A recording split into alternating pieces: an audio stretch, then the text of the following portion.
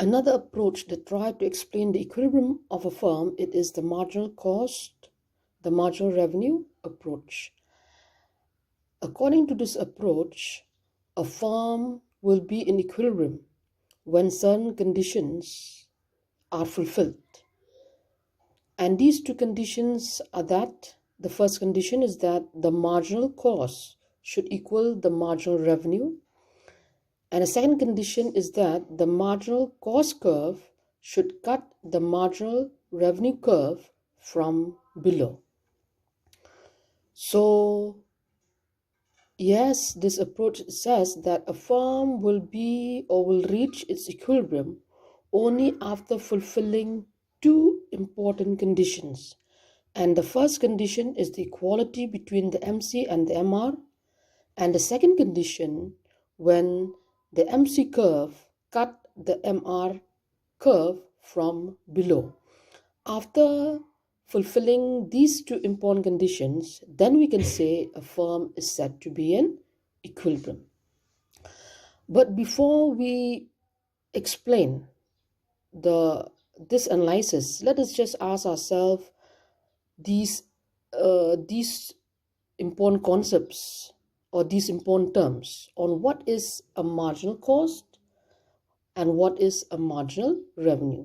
They are quite they are the terms or they are the concepts which you have already heard earlier, I guess. And this talking about the marginal cost, it is a cost after from producing the additional unit. Okay, marginal means, or it refers to the word additional. So if a firm, after producing, let's say 10 pence, it plans to produce 11 pence, so the cost of producing that 11 pence, it is the marginal cost of a firm. And further, what is the marginal revenue? Like the same, when we talk about the marginal cost, marginal revenue, it is the revenue that is obtained by a firm after selling the additional unit. So earlier, let's take again this particular example. If a firm sells 10 pence, okay, obtaining a certain revenue. And after selling 10 pence, it did sell one more pen. Whatever it obtained after selling that additional pen, that 11th pen, it is his marginal revenue.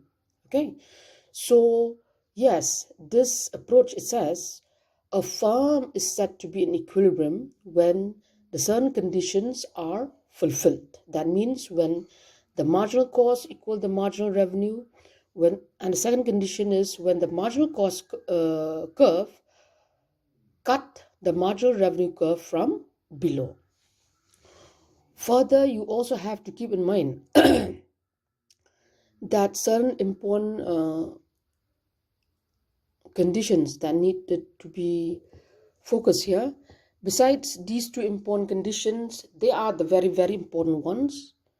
The condition A, the condition B. And further, for a firm to be in equilibrium, it should also be able to obtain or maximize its profits. And after having talked on what is a marginal cost, what is a marginal revenue, their definitions, let us just again talk about the other important terms or other important concepts relating to the average cost as well as the average revenue. These also are quite simple. Like the marginal cost, it is the cost of producing the additional unit. Okay, the average cost, it is the cost of producing each and every unit. If a firm produced 10 pens, how much it spent on producing each and every pen? That is his average cost.